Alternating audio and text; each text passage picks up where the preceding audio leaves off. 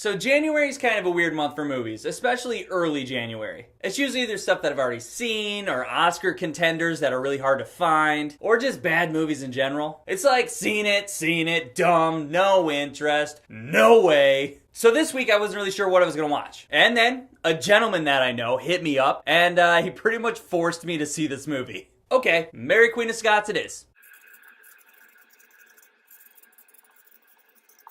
The plot! Mary, the Queen of Scotland, has returned home, not only just to claim her crown, but to go ahead and push up on the Queen of England's crown as well. And the Queen of England, Queen Elizabeth I, she ain't having it. And you get Queen versus Queen. Margot Robbie as Queen Elizabeth I.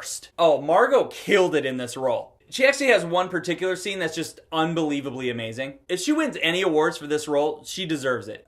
Two things though. First thing, they try to make Margot Robbie look ugly. All the makeup and fake noses in the world can't make Margot Robbie look ugly. Okay? I'm aware of how attractive she is under all that shit. I'm not being fooled here. There's just no need for the fake nose, alright? Second thing, they don't do Queen Elizabeth I justice historically. The makers of this movie already assume that you know her history already and how much of a badass she is. They don't show you any of it. So if you're not aware of her history, she just seems sad and desperate and kind of crazy. Luckily, I educated myself before I saw this movie. Margot did just an amazing job. Saoirse Ronan as Mary, Queen of the Scots. She's like 18. She returns to Scotland to be queen. Also, she totally has a legitimate claim to the English throne. And she's looking to make a deal with Queen Elizabeth. She's a very ambitious queen. Saoirse was incredible in this movie. Incredible! This actress is only 24 years old and she's one of the best I've seen. And this role required her to give a powerful performance and she fucking did it. She was great. Also, shout out to the dudes in this movie. Pretty much all the dudes suck, but their acting is very good.